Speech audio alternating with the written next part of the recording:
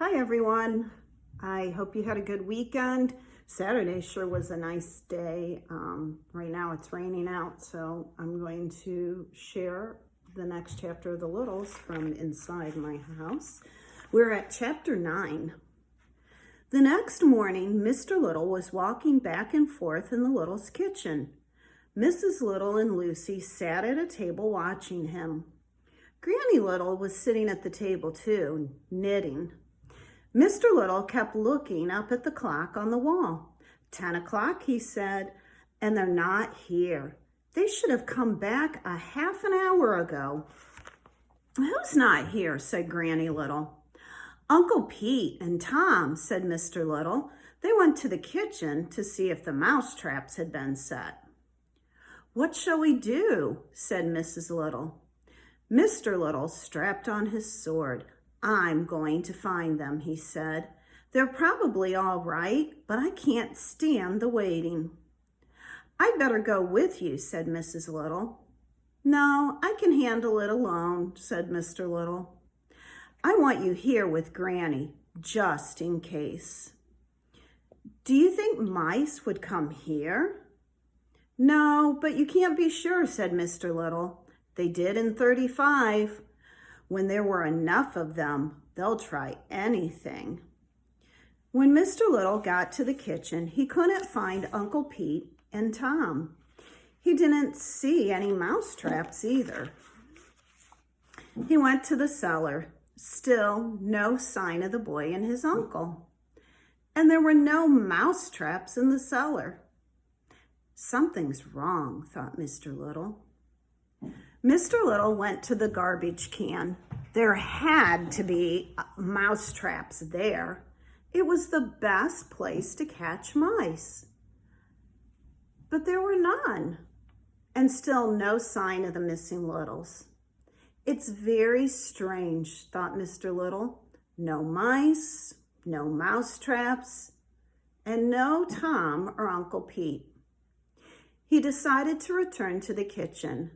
That's where Uncle Pete wanted to go in the first place. So Mr. Little turned back and headed for the kitchen. Meanwhile, back in the Littles' rooms, Lucy was thinking about her father. Suppose he needs someone to send a message or something. I should have gone with him. She looked into the living room. Granny Little was sitting in her chair by the fireplace. Lucy's mother was watching the door, a kitchen knife in her lap. I should be with my father, thought Lucy. Then, suddenly, she made up her mind. She ran to her room and got the bow and arrows. Then she slipped out the back door into the passageway. Mr. Little was in the kitchen under the radiator. He waited until he could hear the Newcombs talking in the living room. Then he felt it was safe to look around. Near the door to the dining room, he came upon Uncle Pete's sword.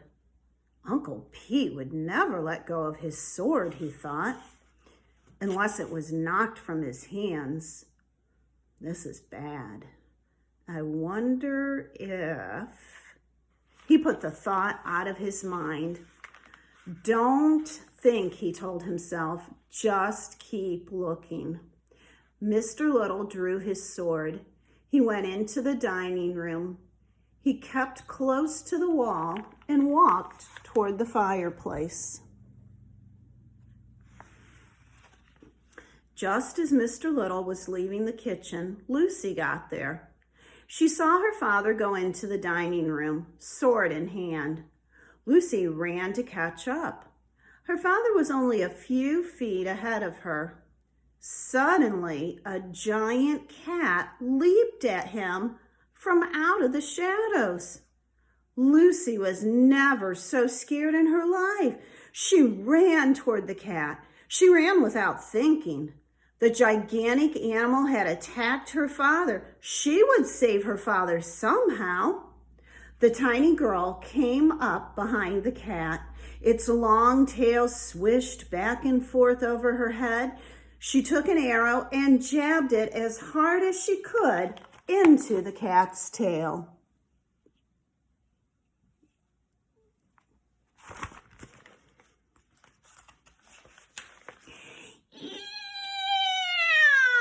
Little, yelled the cat, and it ran out of the dining room, through the hall, and into the living room. Mr. Little was not hurt. He jumped to his feet.